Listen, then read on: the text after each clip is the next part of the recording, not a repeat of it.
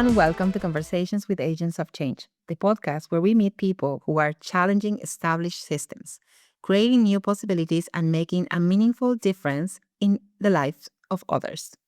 I'm your host, Izy Boyd, and today's conversation is particularly personal to me. My guest is Nicola Morgan, a birth and postnatal doula, childbirth educator, and birth trauma support practitioner.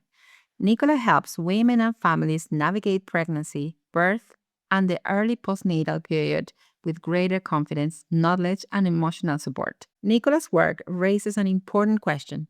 What does a successful birth really mean? Is it enough for a mother and a baby to be physically healthy, or should we also care about whether the woman felt heard, respected, informed, and emotionally safe? So, Nicola, welcome to Conversations with Agents of Change. Oh, Izzy, thank you so much for having me and inviting me on here. It's a real honor. Thank you. Thank you. So before we talk about your wider work, I want to acknowledge our own connection. You supported me during the birth of my second child. So this is not a conversation and I'm approaching only as a podcast host. I'm also approaching it as someone who has personal experience. I know what it feels like to have someone beside you who understands the maternity system, who can help you find your voice, who supports your decisions, and who brings calm when everything feels uncertain. When you think back to supporting me during that birth, what do you remember most about the experience? Well, did you know that you were actually my first client? No, I didn't know that. Oh my goodness, I'm You were my first client. So I've been waiting and waiting. I'd done my training and I was just so ready to support someone. And I was getting so frustrated. You're not going to believe this. So the one day I was saying to my husband, like, I just want to support someone. And I actually prayed. I'm like, Lord, please just send somebody my way. And I promise you, Izzy, 15 minutes later, I got a message from you.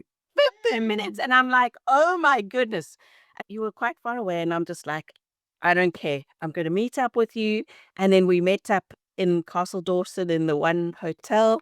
And Oliver was with you. And yeah, it was amazing. I fell in love with you right from the get-go. And it was like, well, I'm just going to love you and support you in the best way that I can. And especially in your circumstances, I think you needed a lot of support in that last week where they were pushing induction on you and you didn't know what to do and you wanted to wait and you were being offered certain induction methods and you didn't know how to go about it or anything. So just being able to support you through that and then finally supporting your decision to go in and start the inductions. It was so amazing to me because, as you might remember, my first child's birth was very difficult. I felt so vulnerable. And I felt that even though my husband at the time was there and there were lots of nurses and midwives, and I just felt like completely alone. And it felt like, what am I doing here? I just want to go home.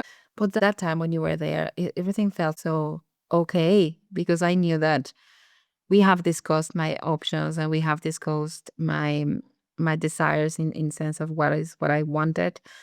And the fact that you were there to say, no, no, hold on. Do we really need to do that now? Can we not wait? To me, that felt that someone had my back in that moment on air. So it was just so special.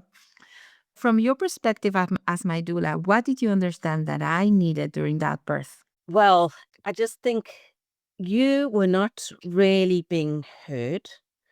And I don't know if being a foreigner and having English as your second language was a factor in that sometimes you were dismissed, or maybe they were like, well, she doesn't really understand. We're just going to go ahead and do whatever she needs to do. So it was just keeping that space open for conversation where you could discuss with the consultant or the midwife what you needed. Because I do remember one stage where they decided that you actually needed to have the section. And then the consultant came in. She didn't acknowledge my presence.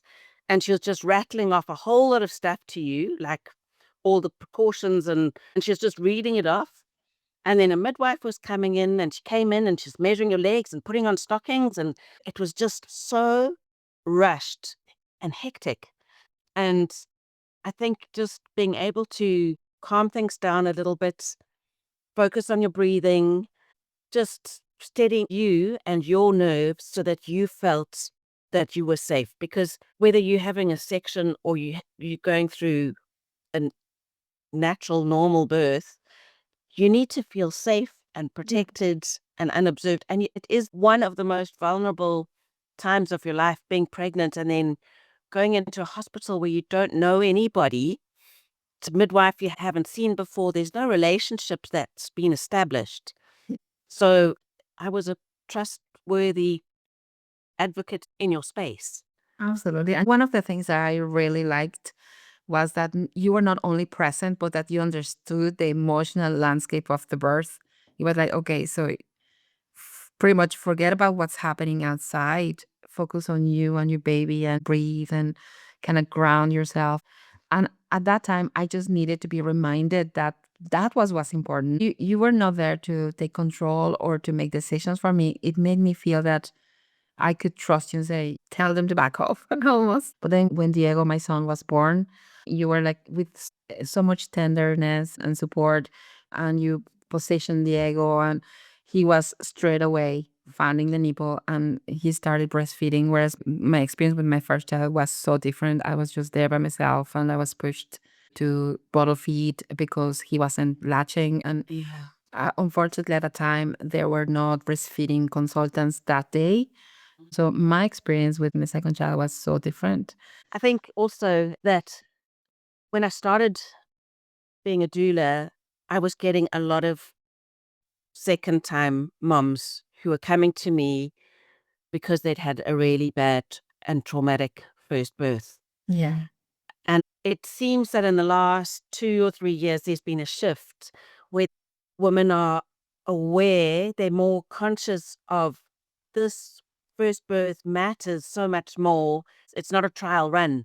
I only get to birth this baby once. So I think there's like two extremes. Those who are like, I want to have a good first experience because I don't know the system, I don't understand it. And they're hearing such awful stories from everybody around them.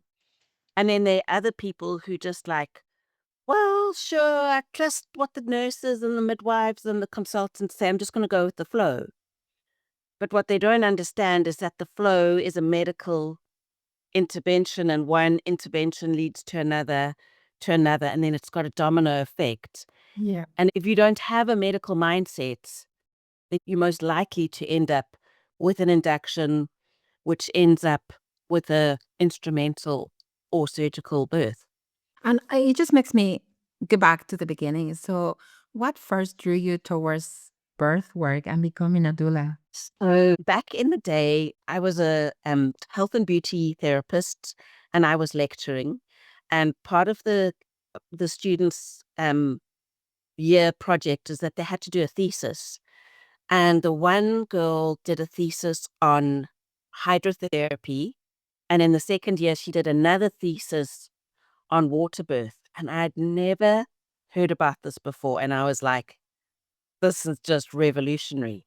And so when I did fall pregnant, I didn't want to go mainstream. So I had an independent midwife and we organized to have a water birth.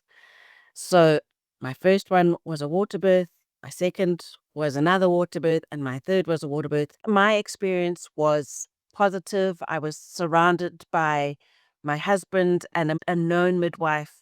So she knew me and she knew what I wanted. And it was the most beautiful, life-changing experience for me 3 times over. Yeah. And then my sister-in-law, when she fell pregnant, she said, I don't know if my husband's going to manage. If he can't manage, will you come in and help support me?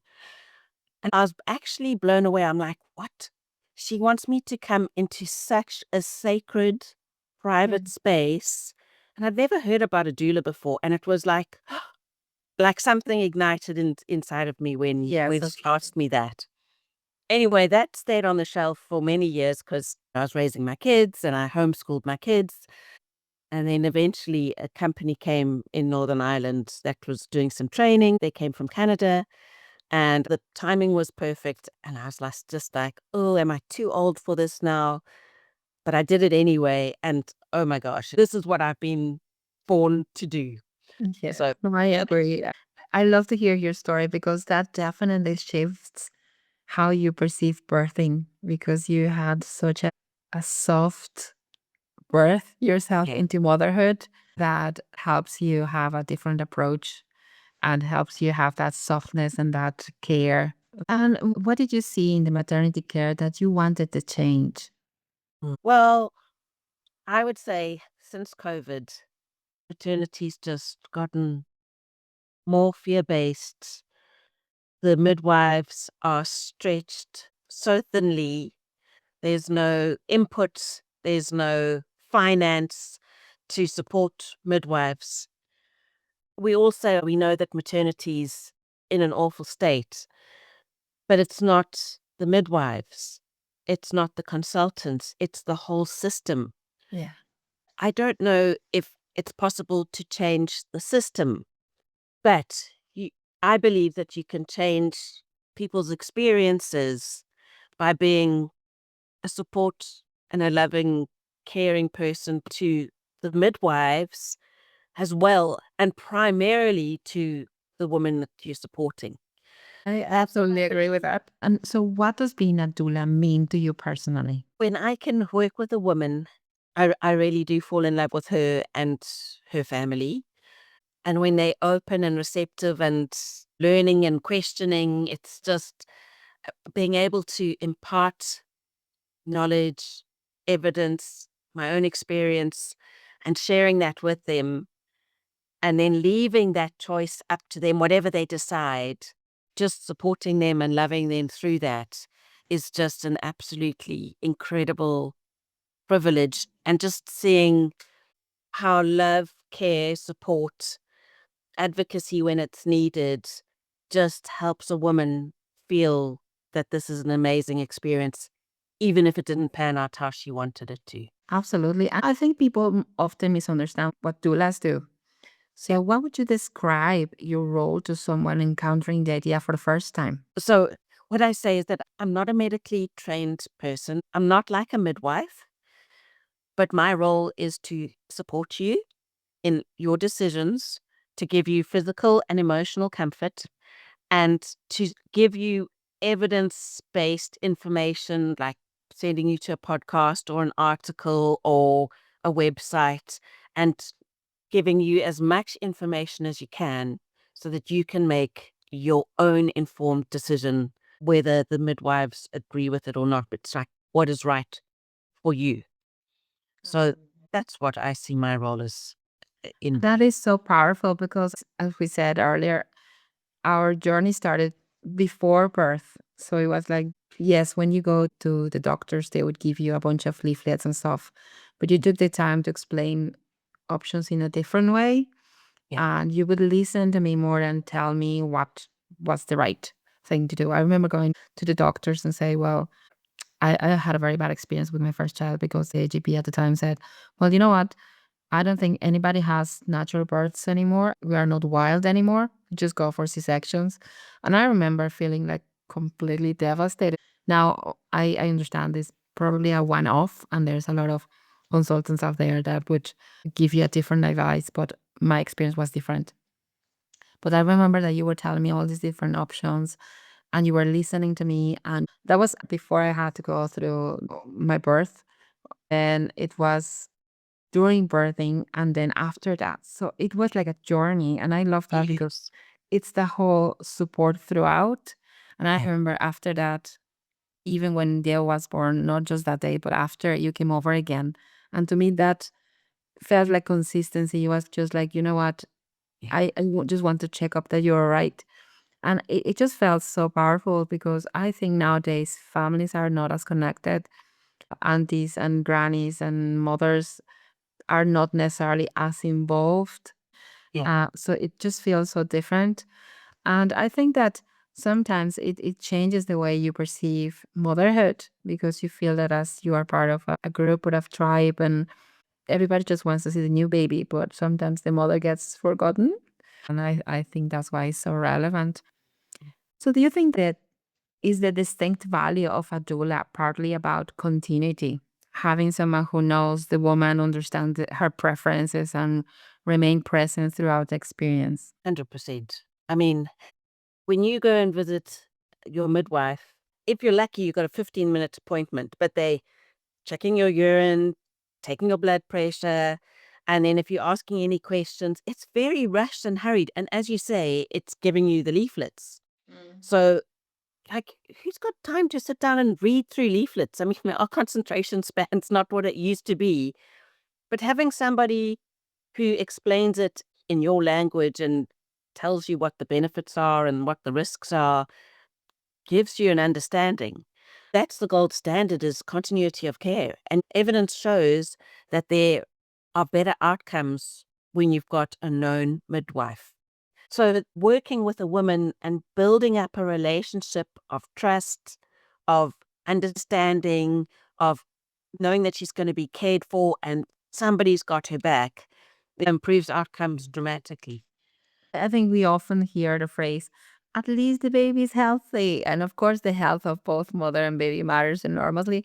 But that phrase can sometimes just close down a woman's experience and make her feel that she has no right to be upset or frightened or traumatized. And sometimes it just makes you feel that you're invisible. So, Yeah. why is a healthy baby not the only measure of a successful birth? Well, how low should our expectations be? If that's the bar, that's a really low expectation. A woman's experience of how she births has an impact on how she becomes a mother. So if she feels invisible and dismissed and unheard and not trusted, then how is she going to be able to trust herself, believe in herself, believe that she's worthy of being this child's mother? She's not. So her experience matters immeasurably more than just a healthy baby. And when people share their birth story, and if it's been traumatic, they dismiss it. And like you say, at least I've got a healthy baby. At least me and baby are alive. I mean, that's low. Your birth experience should be powerful. You should feel like a superwoman, like you can take on the world because you've got this oxytocin flowing through your body and you're like, yes, I can take on the world. Absolutely. And I think one of the things that most often is overlooked is the importance of consent and dignity and communication. I think that sometimes, well, at least in my experience, it felt that it was so rushed because they had so many people and they had to kind of clear up and the next one's coming. So hurry, hurry, hurry. And I remember feeling that I am not ready to move. And it felt like, no, no, you need to move on to the next thing. And if you haven't dilated for so long, then we'll just give you an induction. And to me, it came all to consent because I wasn't being heard in my first birthing experience. So I suppose that is something that happens quite often, unfortunately. But what do you think causes some women to leave birth feeling powerless or traumatized, even when the medical outcome appears to be positive? I think when a woman doesn't feel heard in the decision making, it nullifies her. You often see women will just dissociate from the experience and they can't actually even recall what their birth was like because they've left their body. They've resigned themselves to the fact that birth is being done to her. It's not something that she's participating in. And I mean, that is just so tragic. And it has knock-on effects postpartum with bonding, with breastfeeding, with her relationship with her partner because maybe he didn't stand up for her or advocate for her. Yeah. And you often hear stories where the partner says, I couldn't bear to see her in so much pain. And because she's in such an intuitive state, she knows that. So she's like, "Ah, just for him, then I'm just going to go and have a section because I don't want to see him so distressed." Yeah. Or she's angry and resentful to her partner because he said to her, "Don't you want an epidural?" It's like he didn't believe in her. And when I'm with my clients, I say birth's like a marathon. And you're doing the training beforehand with becoming educated and keeping your body fit and well fed and things like that. And if you're doing a physical marathon, you don't want somebody to stop you when it's like really tough and say, "Oh, it looks like it's really difficult. Come just sit out here for a minute and we can do it again next year."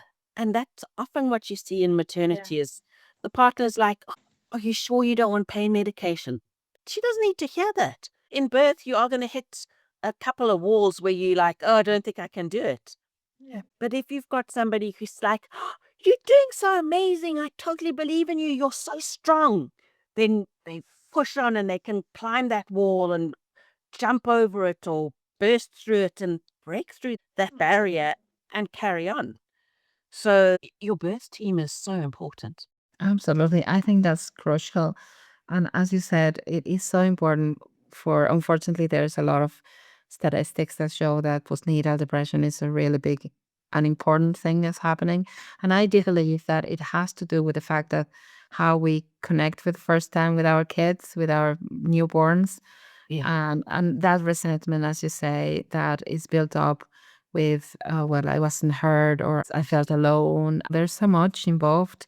And I think that the maternity system sometimes prioritizes managing the risks and just completing the procedures. And sometimes it just goes above preserving the women's sense of kind of agency. And to me, that is something that should be addressed. And I understand that the system, as you said, is faulty, it's broken. There's so many aspects to it. I get that. So one of the best ways to do it is education about other alternatives, and having a birthing doula, it just changes dramatically how your experience is.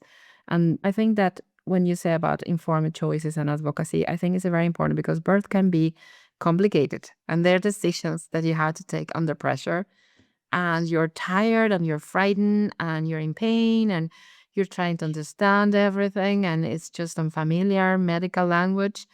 So, what does gender informed consent look like during pregnancy and birth? I think definitely understanding the whole process of birth is so important and what your options are, knowing it beforehand so that if you're facing it during birth, you're like, I remember this. We've discussed this. I know what my options are. But then also being able to step away from what's happening and asking what are the benefits, the risks, the alternatives, what's my intuition saying to me, and what if we do nothing? It's like going through all those questions to make that decision. It's asking, do you recommend this to everybody who's in this sort of stage, or are there any alternatives that I can think of? And then letting the woman make that decision and respecting it and honoring it without calling in a consultant midwife or calling in the obstetrician to come and influence you into that decision that they want you to make. Yeah. That's coercion. And you can say no to absolutely anything because it's your birth and it's your body, and they shouldn't be able to do anything to you without you giving a full, wholehearted yes, where you believe this is the right decision for you. Yeah, absolutely. So, how do you help women prepare to make decisions when birth does not follow the plan they hoped for? It's going back to doing the birth prep before. So I don't offer just 2 antenatal appointments with my clients. I offer them like 5 in depth, 2, often 3 hour sessions. So we take deep dives so that they understand and they've got, okay, if everything went right, this is what I want. And then we've got a plan B, which is if things take a deviation, how are we going to support you in that? And what are you prepared to accept and what are you not prepared to accept? And then we do another plan is if it ends up in a section. So recently I had a client and her C-section plan was, I do not want to be awake if I have to have a section. I want general anesthetic. And we had to fight for her to get a general anesthetic. The doctors wanted to give her a spinal block. And she was like, get out my room. She kicked the doctors out of her room. And then she was like, we've discussed this. I don't want to have a spinal. I want a general anesthetic. And that's what she wanted. And we fought and made sure that that's what she got. That's So, perfect. yeah, so that's where advocacy comes in. Absolutely. That preparation is really important because it's less about trying to control everything, but more about understanding your options and your preferences and your possible pathways. And I also think that it's very important to reflect on that it's not you as a doula speaking for them or over them. It's more like advocating for them, which I think is really powerful. Yeah. And one of the things I value was that you never tried to become the loudest voice in the room. Your support was helping me to use my voice.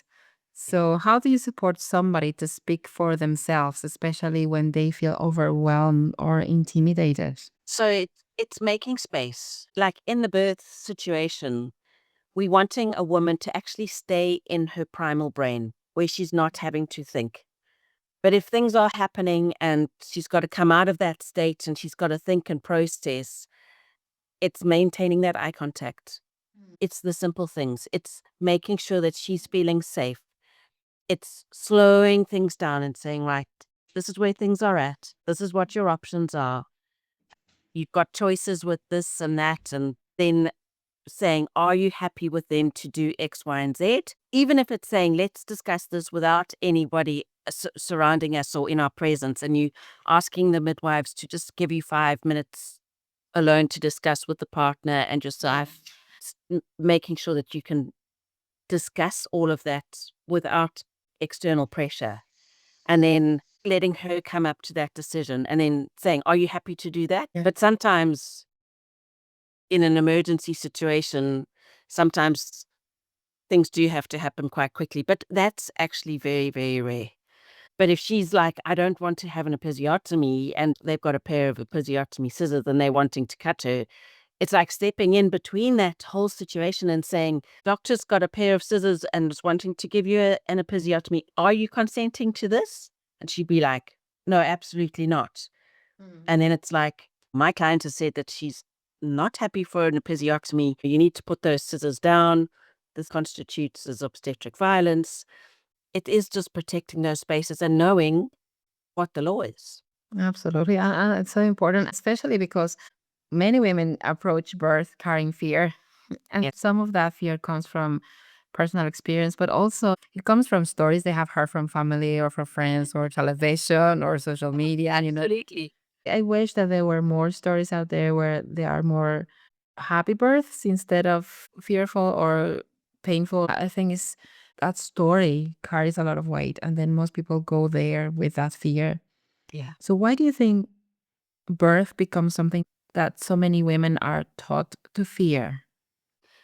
Well, first off, where are we getting our information from? We think about where we're getting our education from if we're not going hiring a doula or going for antenatal classes. Our stories are coming mainly from the media. And if Hollywood was able to show birth as it really is, it would be boring. So they need to show high drama, high intensity, high adrenaline, out of control woman and, not being able to handle anything, or else their movies would actually be very, very boring. So Hollywood's our first one. And then people, when they see a pregnant woman, they think, oh, here's a beautiful opportunity for me to share my sister's, cousin's, daughter's grandchild, sharing their horrific experience. And we're not hearing positive birth stories enough. Absolutely, I agree. So I think that partners can sometimes feel helpless during birth, and they may love the woman deeply, but they have no idea what to do or what to say or how to respond. And sometimes it just can lead into resentment. So, how do you help the partners become active and confident members of the birth team? Yeah. I encourage the partners to join us in the antenatal sessions so that they understand what their woman is going to go through, that it is going to be intense, that it is going to be painful, but we can help them through that. The person who loves them the most, that partner is going to be the loudest voice in the woman's ear. Yeah. So when she's hearing him say, you are so amazing, or wiping her brow and gently kissing her forehead, that is just such a huge support and comfort for that woman, knowing that her husband is believing in her, trusting her, just holding her in this moment, even when it's tough. It's an opportunity to bring that relationship so much closer together. I agree because in my own experience, having you there did not remove anyone else. It created another layer of reassurance and support. And my husband was there, like panic, but he was there and he would kind of copy your calmness, and then he would become calm, and then I would become calm. So Yeah. that was so powerful. But what would you say to partners who are really worried that the presence of a doula might make them less important? So I love working with dads. And I say to them, you know your partner better than anybody. So you know when she's in pain or she's irritated just by the way she's holding her head or her tone. And I understand birth like really, really intimately. So I'm not afraid of that. And together we bring the best of ourselves into the space, and we don't just add to it, we multiply to it. So we work synergistically together. It's just, it amplifies our strengths together. And that's the dream team for a woman. I mean, that is just dynamic. I love that. Yes. And I think that is precisely, it's not adding, but it's multiplying. Is that love and care and support is just there. And it just feels that it's not just your experience, but it's your family, it's your husband and it's your baby who's coming. Yeah. And for some women, the impact of birth continues long after they have left the hospital. How can birth trauma show up in the weeks, months, or even years after a birth? Mm. So when we don't talk about our experience, or we minimize it by saying, at least the baby's here and she is fine, our body remembers. So often we ignore it and we suppress it, but our subconscious doesn't forget it. And so it can come up with invasive thoughts that just pop up. You might lose your appetite or eat more than what you normally eat because you're just comforting yourself. Or you might have nightmares or not be able to sleep. Relationships are affected. And when you don't address those things, it can become worse. And so sometimes if you haven't processed it or given it time to talk it out and work through, you might need to have more medical treatment where you needing to go on to antidepressants and things like that. I mean, the second most common cause of death in maternity is maternal suicide. Oh, there. So it is a very dangerous thing if we just let birth trauma go unprocessed and unguarded. So it's being aware and being real and authentic with actually how you're feeling and finding a safe person or a safe space to, maybe you need to have a debrief with a consultant midwife, with nobody who is in that space with you who can talk you through it. Sometimes you might need to go for some somatic work because it's being held in your body. You need to release it through movement or breath work or something like that. Or like I offer 3-step rewind, which is like an incredible tool to help process and reframe your birth trauma. It doesn't heal you, but it just gives you a different perspective of what you went through. So those are some of the ways that you can deal with them. And because you remember your birth till you die, you talk to your mother and your granny and things like that, and they'll tell you about their birth experience. And sometimes they can become really overwhelmed and emotional about it because they've still got the trauma inside of them. So yes, it can be held for years. And sometimes it shows up in a second birth where those thoughts become more amplified and they've got to be dealt with. Absolutely. And I think the trauma affects the bonding with the baby, with your partner, affects relationships, affects future pregnancies. So it is really important that we address that and we find a way to heal or understand or repair that trauma.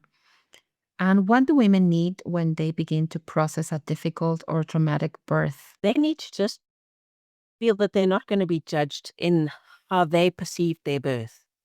There's that story of 5 people standing around an elephant, and one's touching the tail and one's touching the leg, and they've all got different ideas of what they're feeling and what this animal looks like.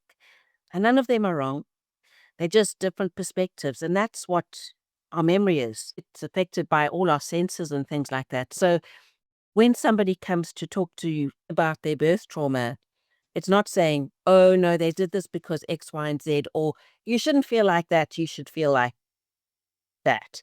It's just being able to come into a space where there's no judgment, where they're free to talk and express whatever they need to express without being interrupted, just knowing that they're going to be held and loved in this space. Love that. There's often an enormous attention on pregnancy and the birth, but it's followed by a sudden expectation that the mother will just simply know what to do and how to recover and how to care for a new baby and how to adjust emotionally. But why is the postnatal period still so overlooked? Because we live in a male dominated patriarchal society, women are expected to bounce back to how they were. But there's no bouncing back. They've gone through this incredible rite of passage of childbirth, and we need our village. We need a village to support us, and that's gone. I mean, I think in Northern Ireland, it is still there because traditional families, there is that support around it. But like you said earlier, it's all about the baby. It's like, oh, let me hold my baby. And there's often this thing, I need to bond with the baby, and the only way I can bond with it is to give it a bottle. So that's why our breastfeeding rates are bad in this country, because that's not the only way to bond with a baby. Partner or the husband can go and bath the baby or just spend some time with baby on its chest and talk to it. And when a mother is being looked after, when a mother is being mothered, she's going to thrive. Yeah. But often all the attention, like you said earlier, all the attention's on the baby. When a mother feels like she's being supported and nourished and cared for and looked after and honored for what she's done, like she's done an incredible thing. When that is honored and she's given the rest and all those responsibilities and that mental load's been lifted, what a gift. But we don't know how to do it on a practical level. And that's my next question. So, what is missing? Because I think that most women obviously struggle with the physical part, the recovery part. Yeah. But also, there's a lot on top of that, as you said, the mental load of, am I capable to do that? The emotional load of, am I doing it right? Especially if it's your first time, or the guilt if it's not your first time and you feel like the other babies are not Yes. Being necessarily neglected. there. Yeah. What does good postnatal support looks like? So I think it's really important to have a postnatal plan during your pregnancy. So it's like you and your husband look at what your roles are. Like discuss what you think a mother's meant to be and what a father's meant to be. Because it's probably going to be very different to what your spouse thinks it's going to be. So it's discussing what you think your roles are, and then looking at your everyday responsibilities, like doing the washing and cooking and taking out a meal and thinking what's for dinner this evening. And that's the mental load that's all consuming. It's like, I've got to wash the linen, I've got to do the towels. Somebody's coming over for supper, or someone's coming over to visit the baby, and the lounge is a big mess, and I haven't vacuumed for 3 days. And it's like looking at those things and saying, okay, partner, how can I take that load off you so you can bond with your baby and get this breastfeeding sorted out if that's what you've chosen to do? But how can I help you rest and recover and bring in other people to help?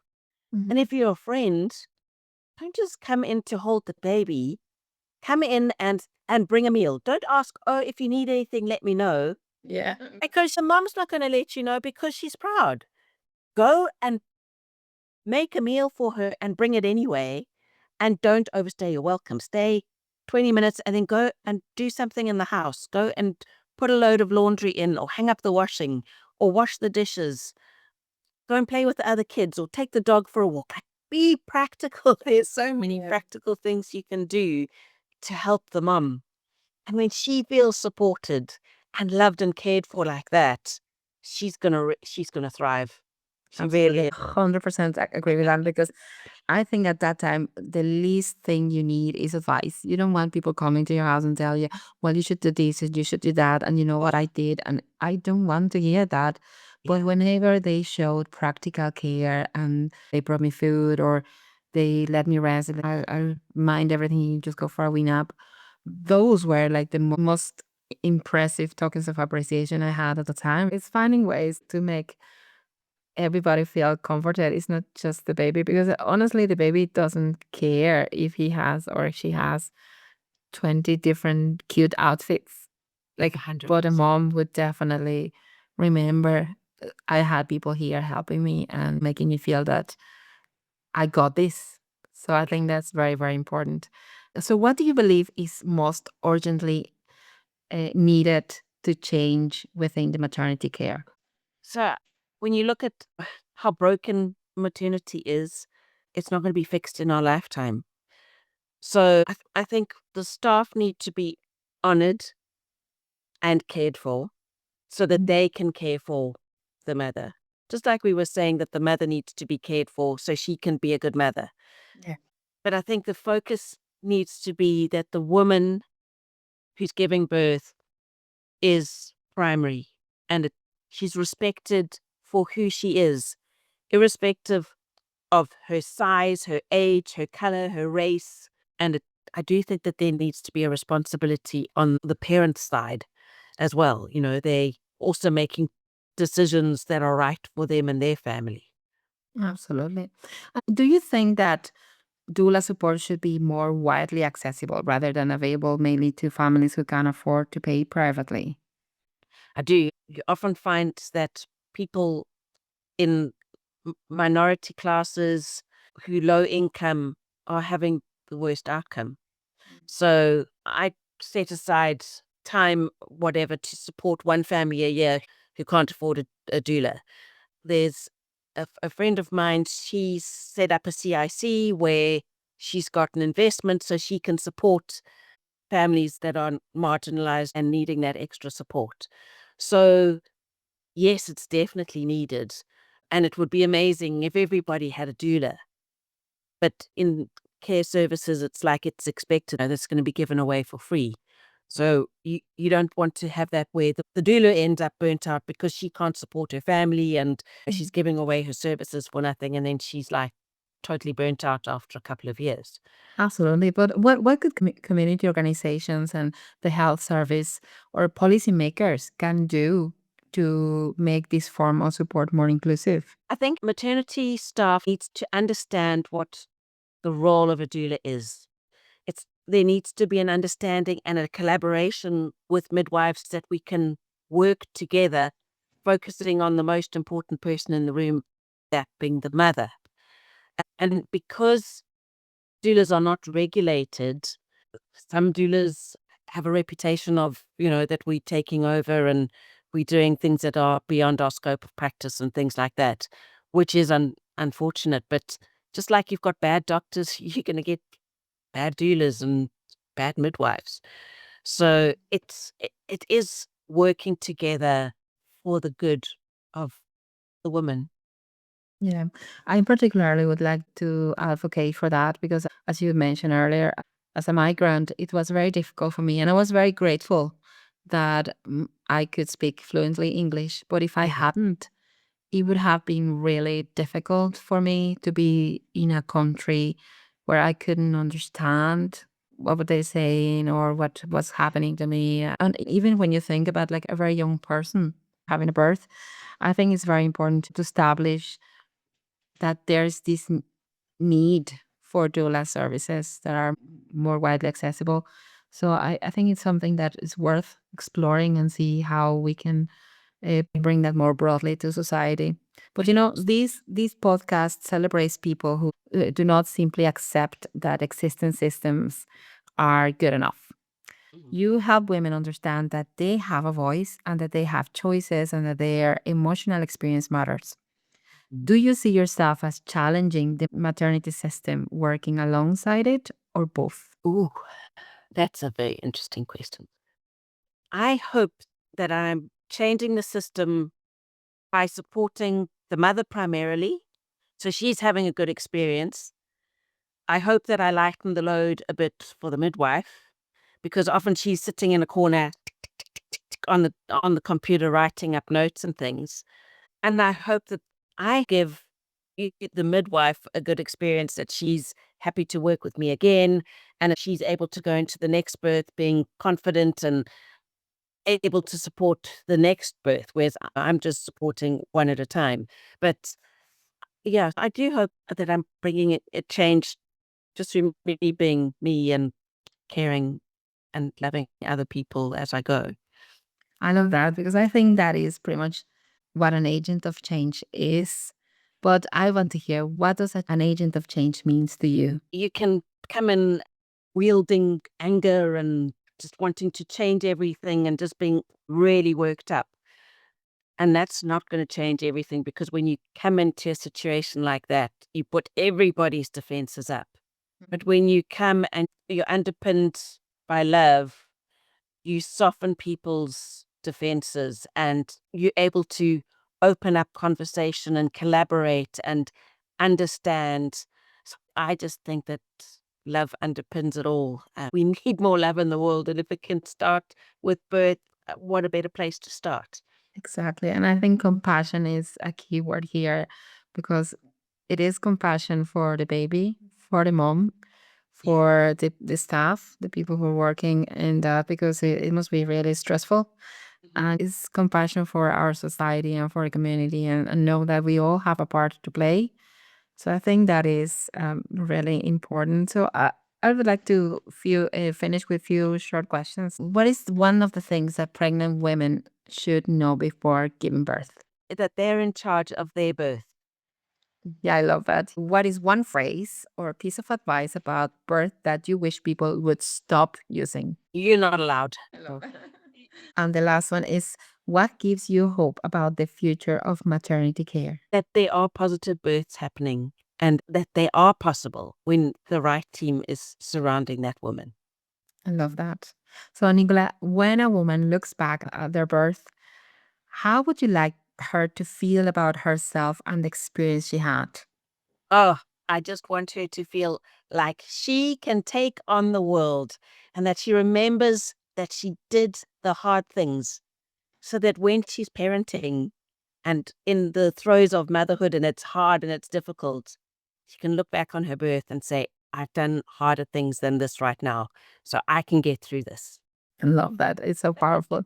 Nicola, thank you so much. This conversation has reminded me that childbirth is not only a medical event, it's a deeply human experience that can shape how a woman sees her body, her strength, her relationships, and her entry into motherhood. And a healthy baby matters, and a healthy mother matters. But health must include more than the survival or the absence of physical complications.